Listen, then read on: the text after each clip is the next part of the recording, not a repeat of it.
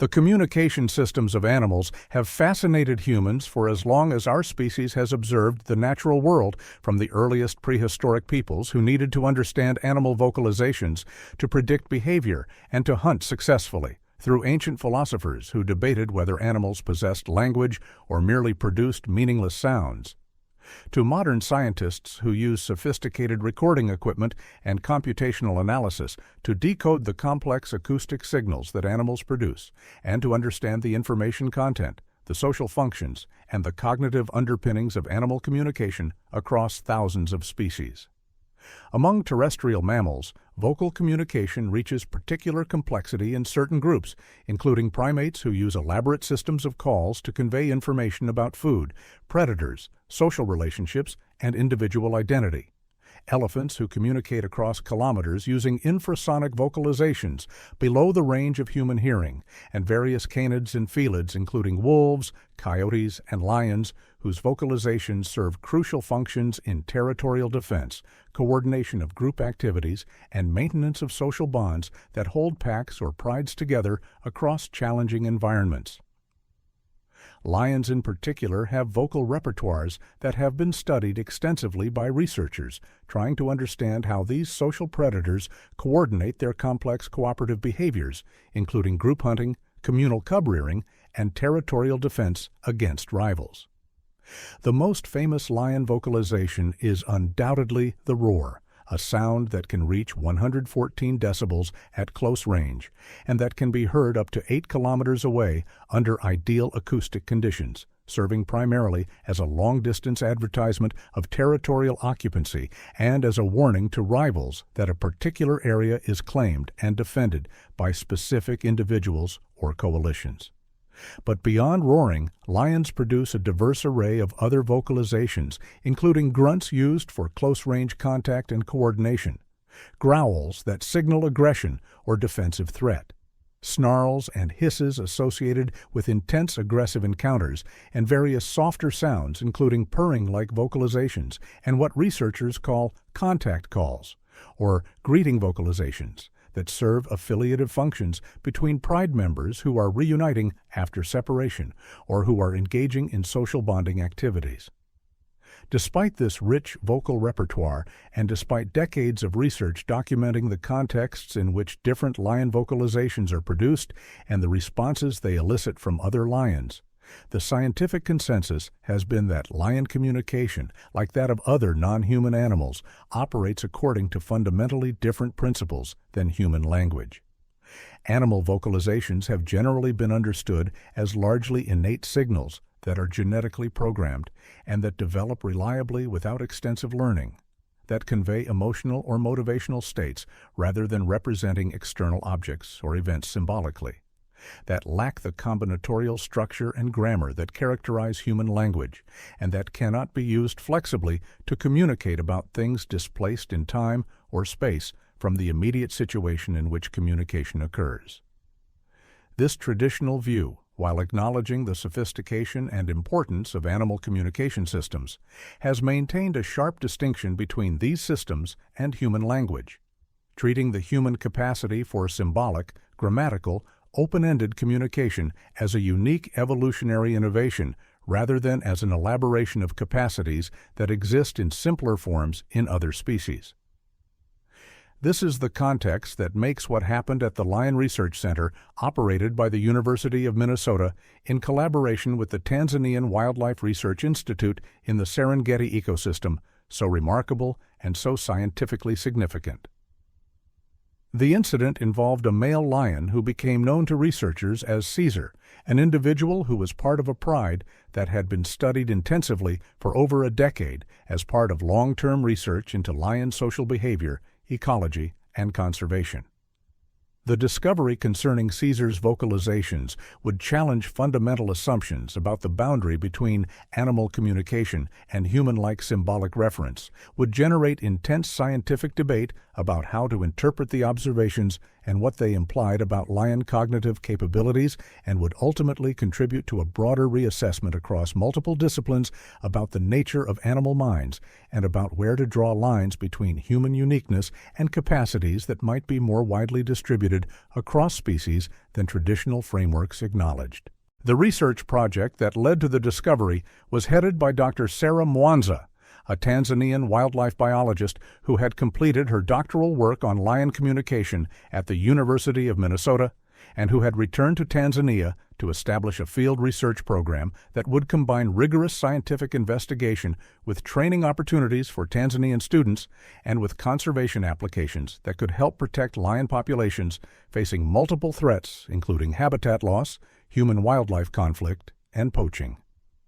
Dr. Mwanza's research focused on individual variation in lion vocalizations, on whether specific lions could be identified by acoustic characteristics of their calls, and on how social relationships between lions influenced their vocal communication patterns.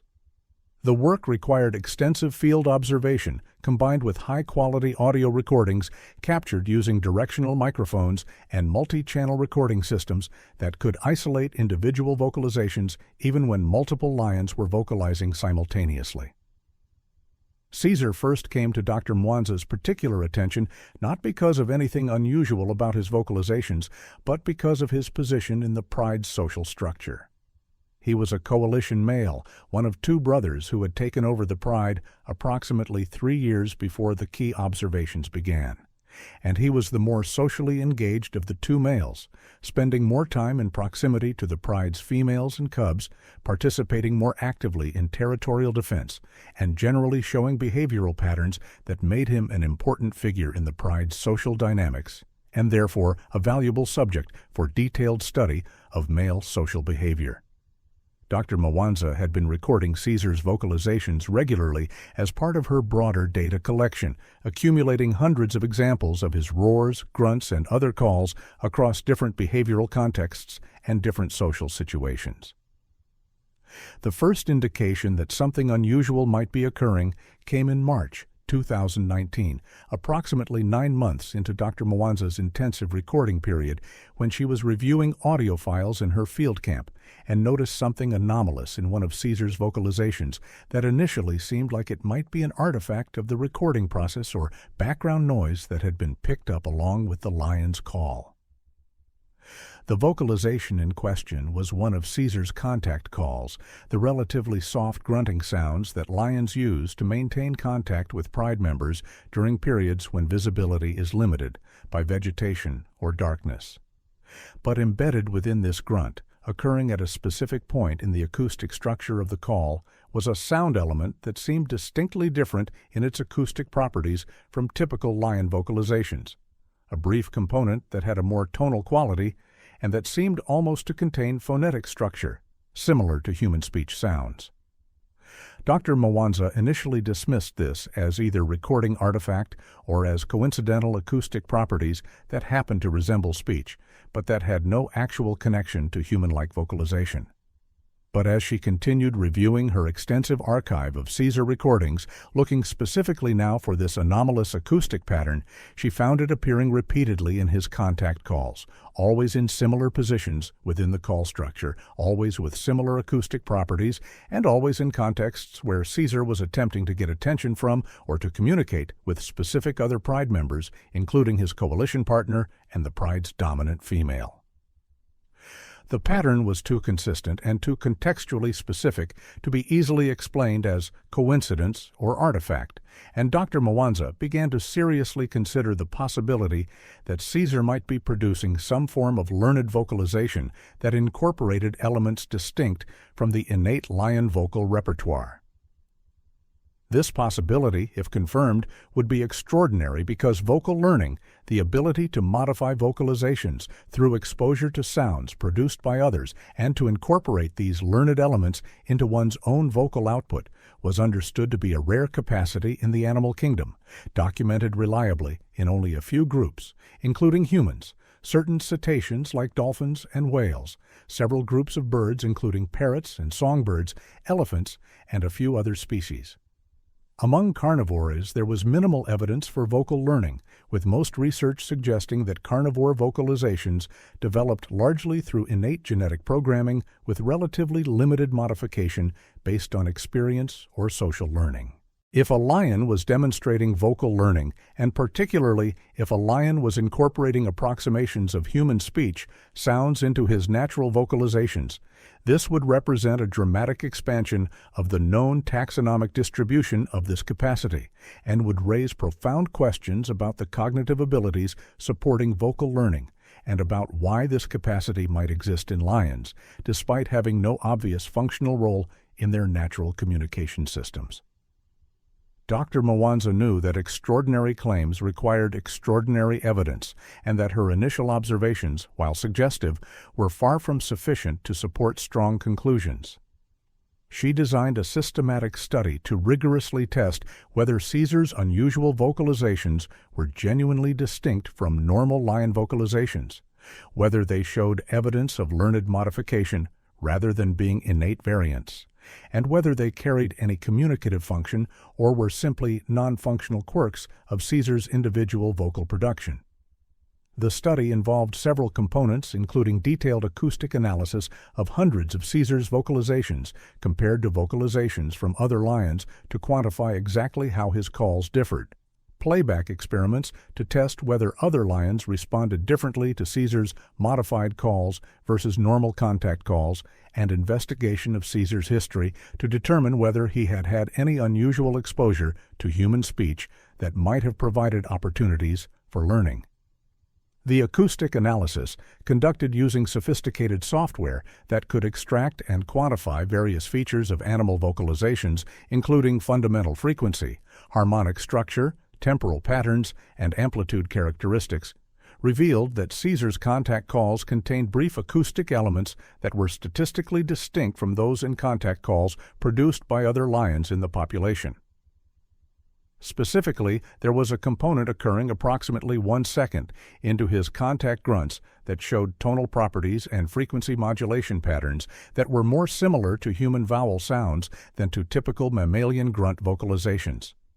Even more remarkably, across multiple recordings of Caesar's vocalizations, this component showed relatively consistent acoustic structure appearing to approximate the human vowel sound closest to the letter A, as in father, a sound that in acoustic terms is characterized by specific formant frequencies that result from particular configurations of the vocal tract. The consistency with which this vowel-like element appeared in Caesar's calls, and the fact that it was absent from vocalizations produced by other lions, including Caesar's own coalition partner and other males in neighboring prides, strongly suggested this was an individually learned modification rather than a genetically programmed component of the normal lion vocal repertoire. The playback experiments, which involved broadcasting recorded vocalizations from concealed speakers and observing lions' responses, revealed that pride members responded more strongly to Caesar's modified calls than to standard contact calls from the same individual, approaching the speaker more quickly and more directly, suggesting that the modified calls were more effective at attracting attention or at conveying urgency or importance than unmodified calls, which would provide a functional explanation for why Caesar might have developed and maintained this unusual vocalization pattern. The investigation into Caesar's history provided the most compelling piece of the puzzle and suggested a mechanism through which he might have learned to incorporate human speech sounds into his vocalizations. Through interviews with rangers, researchers, and local community members who had been in the area for extended periods, Dr. Mwanza discovered that approximately 5 years earlier, when Caesar was a young adult male, newly arrived in the territory, and before he and his brother had successfully taken over the pride, there had been a temporary research camp established in his range by a different research group studying lion movement patterns. This camp had been occupied for approximately 6 months, and during that period, one of the researchers, a vocal and enthusiastic individual by all accounts, had spent considerable time observing Caesar and had developed a habit of calling out to him, apparently attempting to get the lion's attention or simply expressing enthusiasm at sightings, using a distinctive call that witnesses described as resembling the sound A, drawn out with particular intonation. While this evidence was anecdotal and based on memories from years earlier, it provided a plausible scenario for how Caesar might have been exposed to specific human vocalizations during a period of his life, a period of social instability and intense competition when he was attempting to establish himself, and might have been particularly attentive to any social signals or cues that could provide advantages. If Caesar had associated the researcher's calls with human attention and presence, and if through some process of vocal learning he had incorporated approximations of these sounds into his own vocal repertoire, discovering perhaps through trial and error that these modified calls were effective at attracting attention from pride members or at standing out from the typical cacophony of lion vocalizations. This could explain both how the unusual vocal pattern developed and why it persisted in his communication system. Dr. Mwanza published her findings in a peer-reviewed scientific journal specializing in animal behavior and cognition, carefully presenting the acoustic evidence, the experimental results, and the historical context, while acknowledging the limitations of the study, including the fact that it documented detailed observations from only a single individual, and therefore couldn't determine how common such vocal learning might be in lions more generally, and including the inherent challenges of interpreting animal behavior and of distinguishing between multiple possible explanations for observed patterns. The publication ignited immediate and intense scientific debate that extended far beyond the specialized community of researchers studying lion communication to engage comparative psychologists, linguists, neuroscientists studying the evolution of language, and philosophers interested in questions about animal minds and human uniqueness. Critics of Dr. Mwanza's interpretation argued that the acoustic similarities between Caesar's vocalizations and human speech sounds might be coincidental, that many animals produce sounds that happen to resemble human phonemes without having learned these sounds from humans or without using them in any language-like way, and that the playback results showing stronger responses to Caesar's modified calls could be explained by factors other than the speech-like elements, such as subtle differences in amplitude, timing, or other acoustic features that had nothing to do with vowel quality. They noted that demonstrating vocal learning required more than just showing individual differences in vocalizations. It required evidence of learning mechanisms such as showing that individuals with different acoustic experiences developed different vocal patterns, or evidence of deliberate modification through practice and feedback, neither of which had been conclusively demonstrated for Caesar. Supporters of Dr. Mwanza's work countered that while absolute proof of vocal learning was indeed difficult to obtain from observations of wild animals where experimental manipulation was limited and where the full history of individuals' experiences couldn't be completely reconstructed, the constellation of evidence, including the acoustic distinctiveness of Caesar's calls, their functional effectiveness demonstrated through playback experiments, and the historical evidence of exposure to specific human vocalizations during a potentially sensitive period for learning, collectively provided strong support for the vocal learning interpretation. They argued that the null hypothesis that Caesar's unusual vocalizations were entirely innate and coincidentally happened to resemble human speech sounds while also coincidentally being more effective at eliciting responses from other lions was actually less parsimonious than the learning hypothesis, and that resistance to the learning interpretation seemed to be driven more by prior commitments to frameworks that minimized animal cognitive capacities than by objective evaluation of the evidence. The debate was further enriched by comparative perspectives from researchers studying vocal learning in other species. Scientists working with bottlenose dolphins, which are well-documented vocal learners capable of imitating sounds from their environment, including human speech, noted that the patterns described for Caesar were remarkably similar to instances they had observed where dolphins incorporated human vocalizations into their natural whistles and other calls, using these learned elements apparently as attention-getting devices or as individual signature elements that made their calls distinctive. Researchers studying elephants, which had been shown in recent years to have capacities for vocal learning, including the ability to imitate sounds from their acoustic environment, suggested that the traditional view that vocal learning was restricted to just a few mammalian groups might need revision in light of accumulating evidence that this capacity might be more phylogenetically widespread than previously believed, existing perhaps in latent form in many species, but only being expressed when specific environmental or social circumstances created opportunities and incentives for vocal modification. The case of Caesar raised fundamental questions about the evolutionary origins and functions of vocal learning that went well beyond just the specifics of this individual lion's vocalizations. If lions possessed neural mechanisms that could support vocal learning, even if these mechanisms were rarely activated in wild populations, this suggested that the brain systems underlying vocal learning might be more ancient and more widely distributed across mammals than theories emphasizing the uniqueness of human language would predict. It opened possibilities that vocal learning capacities might exist in various species as side effects of neural systems that evolved for other purposes, systems that became co-opted for vocal learning when circumstances made this advantageous, which was one prominent theory about how human language capacities had evolved from pre-existing neural architecture that originally served different functions. The discovery also had practical implications for conservation and for how humans interacted with wildlife. If wild animals could learn from exposure to human sounds and could incorporate elements of human vocalizations into their own communication systems, this suggested that the acoustic environment created by human presence might have more profound and more persistent effects on wildlife behavior than had been appreciated. It raised questions about whether exposure to human speech in tourism contexts or in research situations might be modifying animal communication systems in ways that could affect social dynamics, mate choice, or other aspects of behavior with fitness consequences. It suggested that researchers needed to be more thoughtful about their acoustic impact on study populations and about the potential for their presence and their vocalizations to become incorporated into the behavioral repertoires of the animals they studied.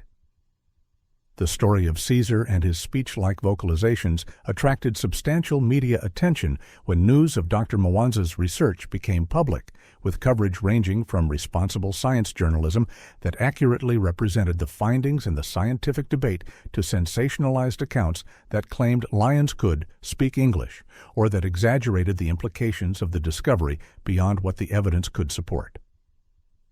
Video clips of Caesar vocalizing, with audio enhanced to make the vowel-like elements more perceptible to human listeners, went viral on social media platforms, accumulating millions of views and generating extensive public discussion about animal intelligence, about communication across species boundaries, and about whether the traditional sharp distinction between human language and animal communication might need to be reconsidered or at least qualified. For many members of the public, the idea of a lion incorporating human speech sounds into his vocalizations was fascinating and emotionally compelling,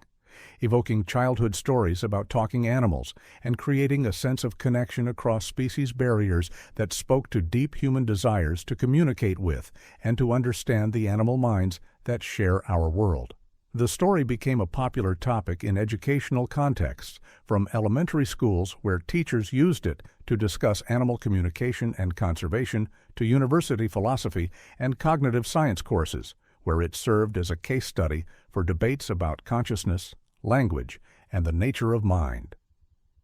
Documentary producers created programs exploring Caesar's story and placing it in the broader context of research on animal communication and cognition, reaching audiences who might not typically engage with scientific research, but who were drawn in by the remarkable nature of the discovery and by the charismatic appeal of lions as subjects. Dr. Mwanza continued her research on Caesar and on vocal communication in the broader lion population, expanding her study to include more individuals and to test whether vocal learning capacities might be present in other lions who had had different experiences or who occupied different social roles. Preliminary results suggested that while Caesar remained the most dramatic example of apparent vocal learning, there was evidence that other lions showed individual acoustic signatures in their vocalizations that went beyond what would be expected from purely innate variation, suggesting that at least some degree of vocal flexibility and individual modification might be more common than traditional models predicted, even if most lions never incorporated human speech-like elements because they never had the specific exposure that Caesar had experienced. The research also expanded to include neurobiological investigation of the brain systems that might support vocal learning in lions. Through collaboration with neuroscientists and through analysis of brain specimens from lions who had died of natural causes, Dr. Mwanza and her colleagues began mapping the neural circuits involved in vocal production in lions, looking for structures analogous to those that supported vocal learning in other species, including the specialized brain regions found in vocal learning birds and the cortical areas involved in speech production in humans. While this work was still in early stages, and while studying brain structure and function in large, dangerous wild animals presented enormous methodological challenges, initial findings suggested that lions possessed neural connectivity between auditory processing areas and motor control regions that could potentially support learned modification of vocalizations, though whether these circuits were actively used for learning in wild populations or remained largely dormant, except in exceptional cases like Caesar, remained to be determined. The broader scientific impact of Caesar's story extended beyond just the specifics of lion communication to influence theoretical frameworks in several disciplines. In the study of language evolution, the case contributed to ongoing debates about the precursors to human language and about whether to view language as a completely novel evolutionary innovation or as an elaboration of capacities with deeper phylogenetic roots. Researchers arguing for the latter position pointed to cases like Caesar as evidence that vocal learning, once thought to be rare and associated with language-like communication, might actually be latent in many species and might have been present in human ancestors before the evolution of modern language, providing building blocks that were later assembled into the full human language capacity. In comparative psychology, the discovery reinforced growing recognition that individual variation in animal behavior was not just noise around species averages, but often reflected genuine individual differences in experience, learning, and cognitive processing that needed to be taken seriously in models of animal minds. The fact that one lion in a population showed vocal learning capacities that were not evident in his peers highlighted how much could be missed by focusing only on typical patterns and ignoring or dismissing exceptional individuals whose unusual behaviors might reveal capacities that existed in latent form throughout the population, but that were only expressed when unusual circumstances provided opportunities or incentives for their development. In philosophy of mind, Caesar's vocalizations became a case study in discussions about animal consciousness and mental representation. If Caesar was genuinely using learned vocal elements derived from human speech in functionally effective ways to communicate with other lions, did this imply that he had some form of symbolic representation or concept of these sounds as having meaning? Or could the behavior be explained purely through associative learning without requiring attribution of symbolic thought? These questions paralleled long-standing philosophical debates about whether animals could genuinely think about things in ways that involved mental representation, or whether their behavior, however complex and flexible, could be explained through simpler mechanisms that didn't require attributing rich mental lives. Caesar himself, the individual lion at the center of this scientific and philosophical discussion, continued his life in the Serengeti, apparently oblivious to the attention his vocalizations had attracted in human intellectual communities. The legacy of Caesar's story continues to unfold as researchers build on the initial discovery, as new cases of apparent vocal learning in unexpected species are reported and investigated, and as theoretical understanding of the evolution and neural basis of vocal communication continues to develop. The talking lion from the Serengeti, while perhaps not literally conversing in human language, demonstrated that the boundaries between human and animal communication were more permeable and more complex than simple dichotomies acknowledged. that animal minds were capable of impressive flexibility and learning when circumstances provided the right conditions, and that paying careful attention to individual animals and their unique behaviors could reveal phenomena that transformed scientific understanding and opened new questions that would occupy researchers for generations to come.